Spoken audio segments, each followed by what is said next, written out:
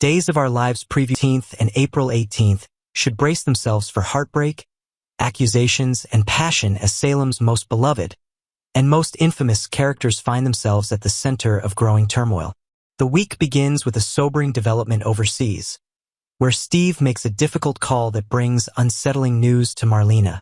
After hanging up the phone, he turns to her with a heavy heart and admits that this could be the end for them, at least when it comes to their search.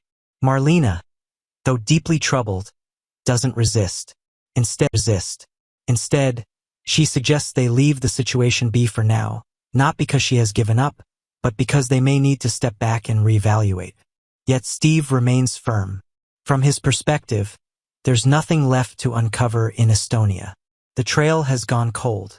Despite the somber tone, Marlena can't shake the feeling that something terrible is still looming.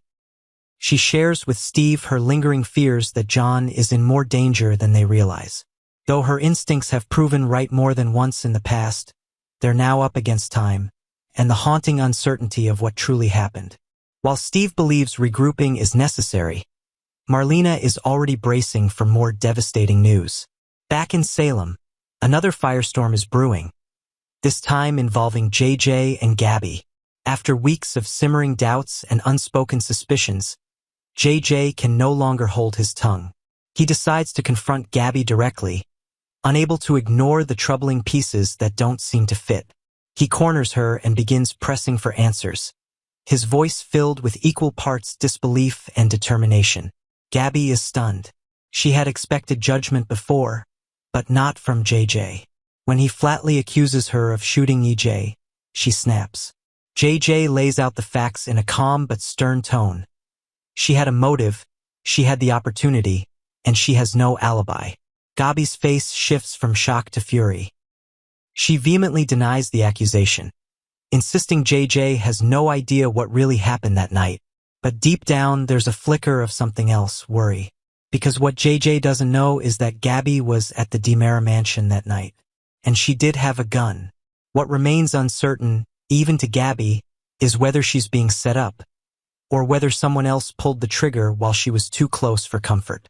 As JJ's suspicions grow louder, Gabby is left scrambling to figure out how much she can admit and what she must keep buried to stay out of prison. Over at the Kiriaki's mansion, a war of a different kind erupts.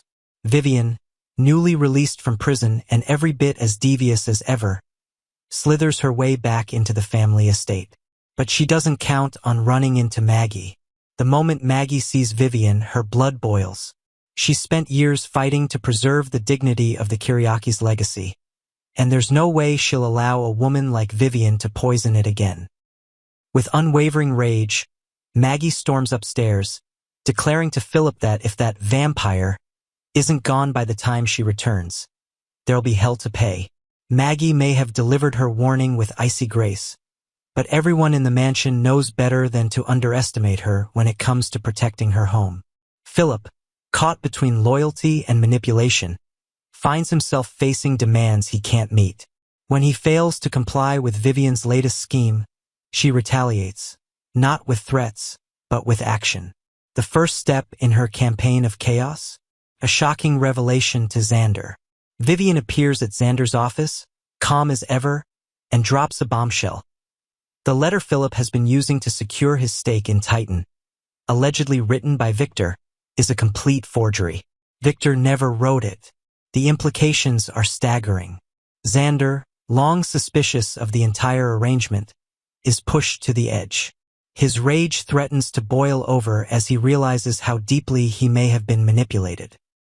And once Xander's fury is unleashed, there's no telling what damage he'll do or who he'll take down with him. Meanwhile, Sarah tries to play innocent. She's been doing everything she can to distance herself from the mounting drama and avoid drawing attention to her own secrets. But how long can she keep up the charade? How long before someone demands the truth from her? 2. And just as the week threatens to spiral into complete chaos, passion sneaks in when least expected. Rafe and Sammy, once lovers with a complicated past, find themselves alone together. What begins as a heartfelt reunion quickly turns into something more. The spark they once shared is still there, maybe stronger than ever. One kiss becomes another, and soon old boundaries disappear. By the end of the week, they'll be in bed together once more, reigniting a flame they both thought had long been extinguished. But what will this mean for the future?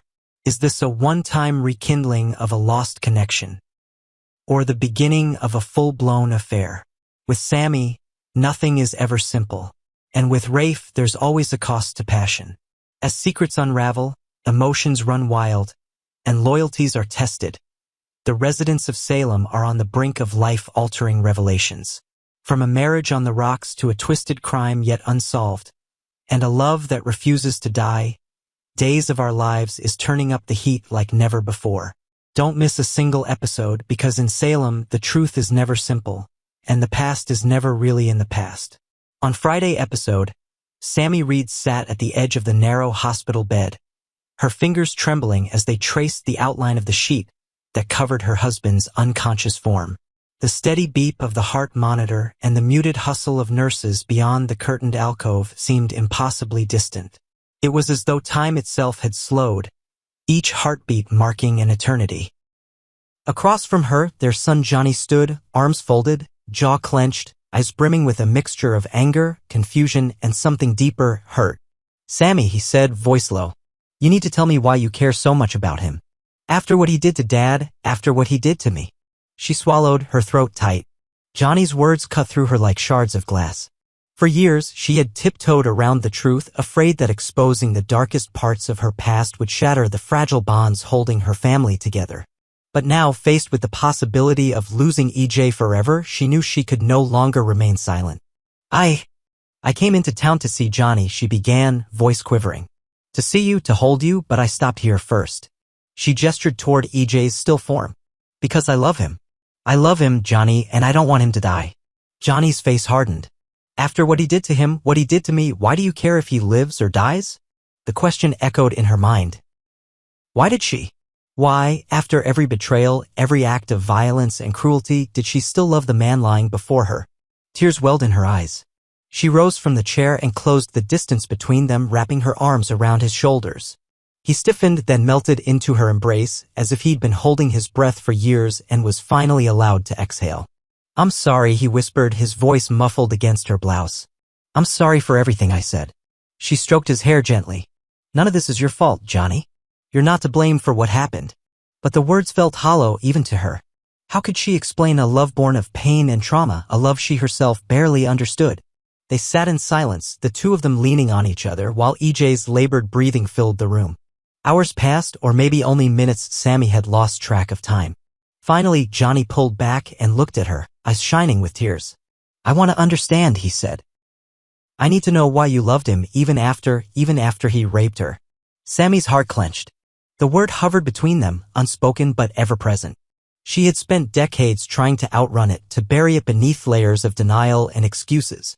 She had told herself that love could conquer anything, that the man who had stolen her body could somehow become the man who cherished her soul. But now, in the harsh light of her son's gaze, she could no longer hide from the truth. "I've been in therapy for months," she said, voice barely above a whisper. "At first, I hated it. I didn't want to dig up the past. But I needed to understand why I kept making the same mistakes, why I was drawn to men who hurt me, why I thought I didn't deserve better." Johnny's brow furrowed. "What do you mean?" She took a shaky breath and began at the beginning. "When I was in high school, I was assaulted by a boy named Alan Harris. I never told anyone. I felt ashamed, like it was my fault. I thought if I just proved I was strong enough, I could earn love and respect." She paused, tears sliding down her cheeks. "But I was wrong." She told him about the pattern she hadn't seen until therapy forced her to look, the men who pursued her, the ones she pursued in return, the vicious cycle of control and surrender.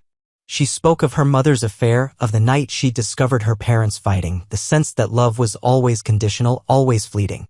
She spoke of Stefano's betrayal, the moment her world unraveled, and how, in the aftermath, she had clung to anyone who offered comfort, even if that comfort came at a terrible price. Johnny listened, his expression shifting from anger to sorrow to understanding. Sammy's voice trembled as she recounted the darkest night of all, the night Johnny was conceived. She spoke of how, in her grief and confusion, she had manipulated and drugged EJ, how, in that moment of power, she had become the monster she most feared. I don't know if I deserved you, she whispered, her tears falling freely now. But I do know this, after everything we've been through, I love your father more than any other man I've ever known. He's given me you. And that is something I could never take back. Johnny's tears fell, and he reached across the bed to take her hand. They sat together, mother and son, united in their grief and their love for the man lying before them, flawed, broken, but still their family. Days later, EJ remained unconscious, his body a battlefield of tubes and monitors. Sammy and Johnny spent hours by his side, sometimes talking, sometimes sitting in silence, their hands finding each other's in the quiet moments. Sammy told Johnny about her progress in therapy, how she was learning to see herself as worthy, how she was slowly dismantling the belief that love must always come with pain. I want you to know, she said one afternoon, her voice steady despite the tears in her eyes, that none of it was your fault. You didn't cause my pain. And you don't have to carry my guilt. Johnny squeezed her hand. I'm starting to see that, he said. And I'm starting to see you differently too. Not as a victim, but as someone who survived. Someone who found strength in the darkest places. Sammy smiled. A small, genuine smile that felt like the first sunrise after a long night. That's all I ever wanted, she whispered. As the days turned into weeks, EJ's condition began to improve. The doctors spoke of a slow recovery, of physical therapy and long hours of rehabilitation. But for Sammy and Johnny, the real healing had already begun. In the sterile quiet of the hospital room, they had confronted the demons of their past and found a way forward, together. One morning, as the first light of dawn filtered through the blinds, EJ opened his eyes. The monitor beeped in sudden rhythm, and Sammy and Johnny rushed to his side. EJ's gaze flickered between them, confusion giving way to recognition, then relief. Sammy, he whispered, voice hoarse. Johnny, tears welled in Sammy's eyes as she leaned in to kiss his forehead. Johnny stood beside her, a tentative smile on his lips. In that moment, the three of them, mother, father, and son, were bound not just by blood, but by the courage it had taken to face the past and the hope they held for the future. Their journey would not be easy. There would be therapy sessions, difficult conversations, and the constant work of rebuilding trust. But they had taken the first step together. And in the gentle hum of the hospital room, beneath the soft glow of the morning light, Sammy knew that love, real love, was worth every scar, every tear, every moment of doubt. Because it was in those moments when they had chosen to face the truth that they had found the strength to truly begin again.